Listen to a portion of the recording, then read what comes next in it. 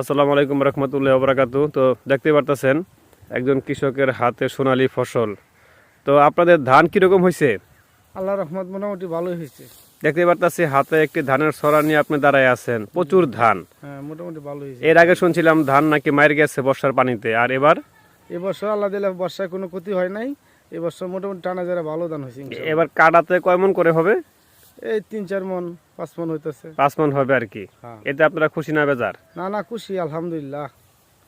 এবং এই যে ধানের ছড়া যে আপনার হাতে নিয়ে আছেন, কেমন লাগতেছে? ধানটাও তো ভালো, খুব সুন্দর দেখাচ্ছে। ধানটা খুব ভালো, ভারতী ভাঞ্জা খুব মুরাদ ধান, এটা ফলন ভালো।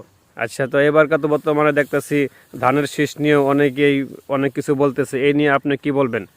না, ধানের শীষ তো আমরা ইনশাআল্লাহ ধানের জন্য আমরা বাঙালি শাসী, আমরা ধানের শীষ নির্বাচন করব। আমরা ধানের পক্ষে আছি সবাই আলহামদুলিল্লাহ। এবছর ফসলও ভালো হয়েছে আচ্ছা আচ্ছা, আলহামদুলিল্লাহ। যেহেতু ধান আপনারা রোপণ করেন, ঠিক আছে, সেজন্য আপনারা ধানকে ভালোবাসেন নাকি? ধানকে ভালোবাসি। আচ্ছা আচ্ছা, দেখতে পারতেছেন একজন কৃষক, উনি এই জমিটা লাগাইছে, ঠিক আছে, এখানে সুন্দর ধানি ফসল, তো ধান কাটতেছে, তো সেখানে আমরা দেখতেই পারতেছি, ঠিক আছে, কত সুন্দর করে উনি ধান কাটতেছে আর কি।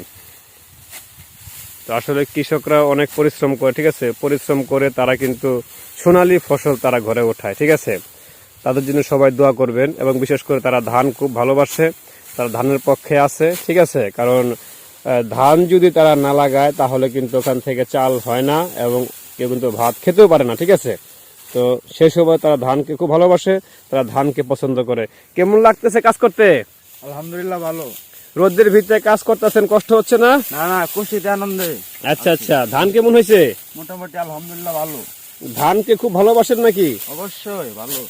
তো দেখতে পারতেছেন কৃষকরা কি সুন্দর করে তারা কাজ করতেছে। সবাই দোয়া করবেন কৃষকদের জন্য, যদি কৃষক বেঁচে থাকে তাহলে আমরাও বেঁচে থাকবো।